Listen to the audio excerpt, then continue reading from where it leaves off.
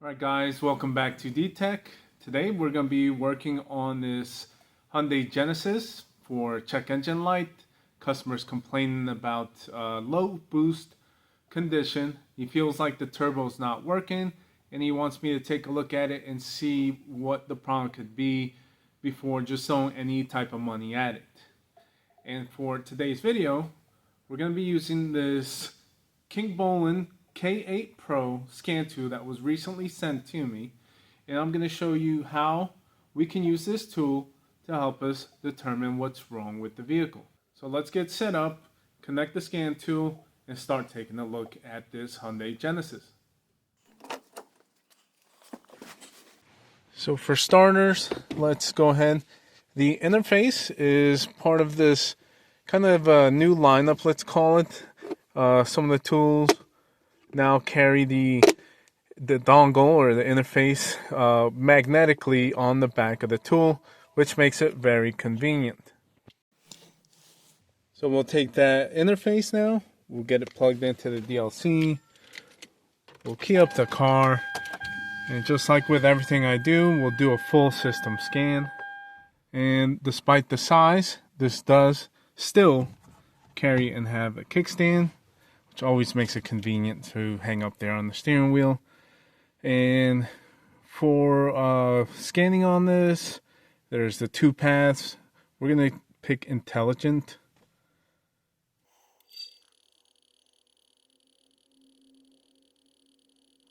And then it's asking us which one to pick. There we go. We'll continue with diagnosis.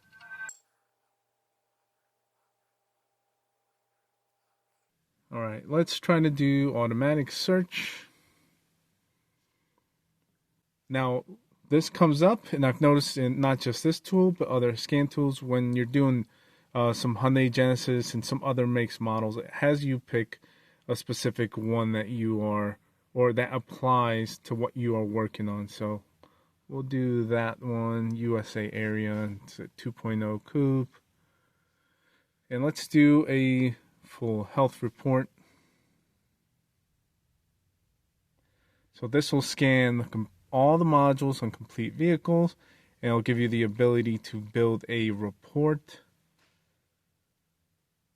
which you would come to expect with most of these mid to high-end scan tools. It's a necessity nowadays, especially if you're running a shop.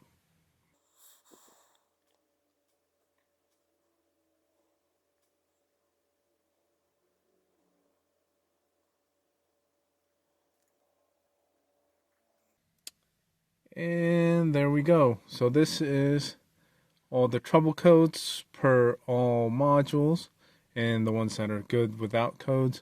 So before continuing on, I'm going to go ahead for my records, save this report. And there we go. That's what gets generated. You can have a QR code, but let me hit save. And then from here, I can either email it to myself or to anyone or share it in different ways. But now I know that at least I have it stored and saved if I need to go back to it. So as far as what the customers complain about, and when this is running, the check engine light is on and stays on. And again, we told you he is concerned about turbo or low boost condition. And we've got a CAT code, a misfire code, and two turbocharger related codes. And so one of them is related to a boost control position sensor, a circuit range or performance, and then an overboost condition, which is kind of odd since he's complaining about, I'm pretty sure he's complaining about not boosting. So that's what we have. Let's go ahead and take a look, see what we are working with under the hood. Okay, so a quick glance and a visual inspection under the hood. Trying to get familiar with the layout and the system that we're working with. I just recently did, I believe it was 2 videos related to turbo system issues, and one of them was kind of going in blind because I didn't have any service information. But I stuck to the basics and tested what I knew could aid in controlling the boost pressure. And so this is kind of the same way. I'm trying to look at what is involved, what kind of system, and we have to keep in mind we have some aftermarket components. But for starters, we obviously see that's going to be, could either be called a blow-off valve or diverter valve. So that's going to release high boost pressure from the charged pipes. And then we have to look and see about the turbo wastegate. And most of the time they are vacuum controlled. And this one, I've never worked with this type, and it looks like this guy here controls this shaft, which that's going to be our wastegate valve there that'll open and close, obviously controlled by this guy. So this is the main big controller of boost pressure. This is also involved with aiding in the boost pressure control. So for now, since that's electric, so it's an electric wastegate actuator, it looks like. Let's see if we have access via the scan tool to actuate that.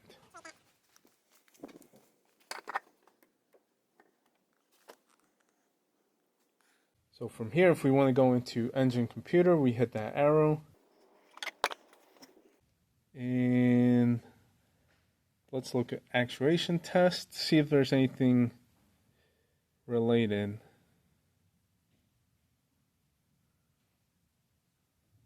Right there. Wastegate valve.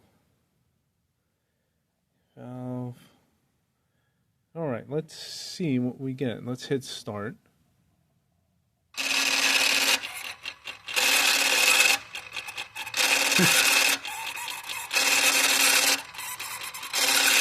Well, it sounds terrible, and we're not getting any movement of that lever. Let's hit stop.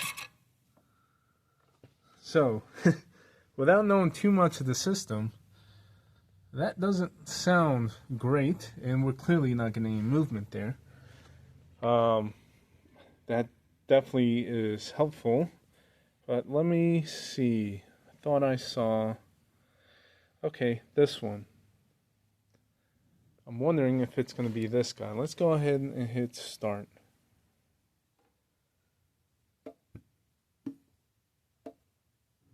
Look at that. Ah, it's starting to stick. Let's hit stop. Now, we got good actuation, and then it almost seemed like it stopped, but before we condemn anything, this is controlled with air and an electric solenoid.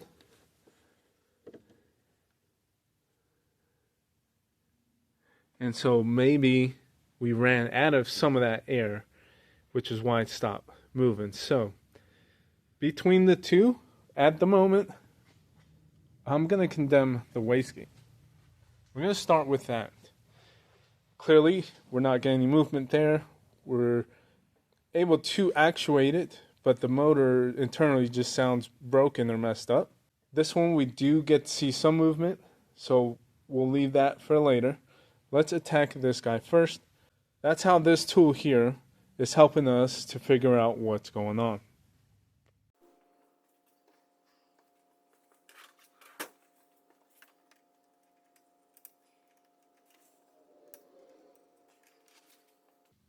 You want to make sure not to lose that.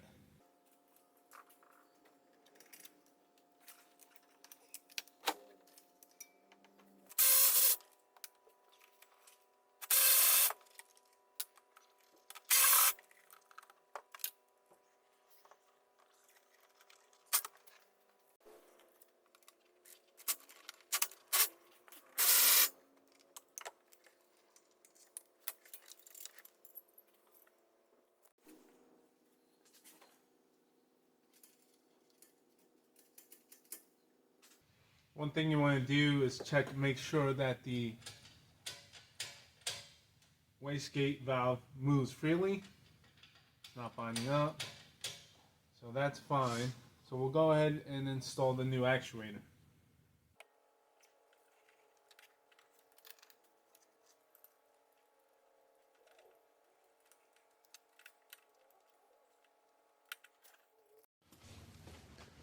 Alright, we got the new one in.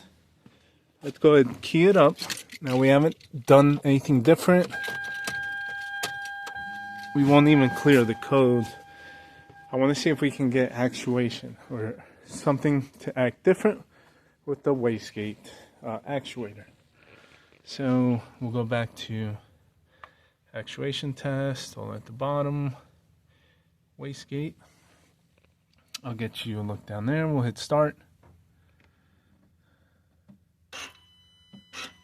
There we go. Look at that. Alright, let's stop that. And that is definitely a fix. Let's go back.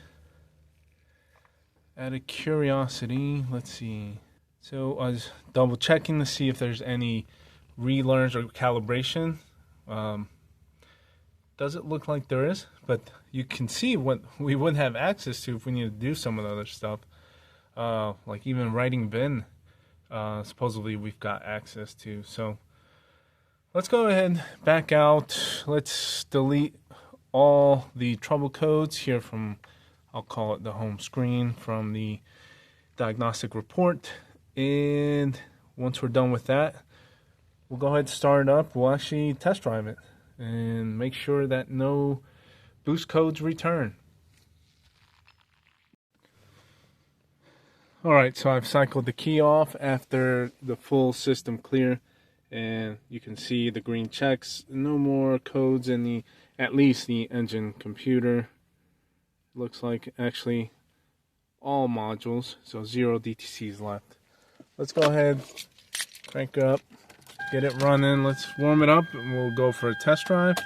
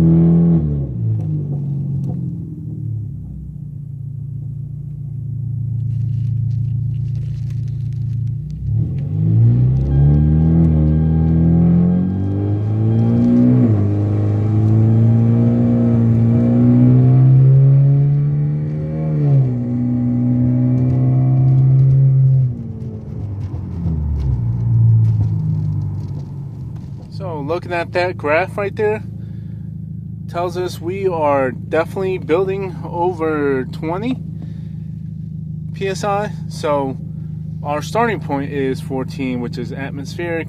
So we're not building actual 20. Our starting point is 14. So that would be kind of quote unquote R0. So we're maybe building 7 psi right there, which definitely is a positive pressure build, and then we can relieve it. So it looks like we are able to control it good. We'll go down one more time just to make sure.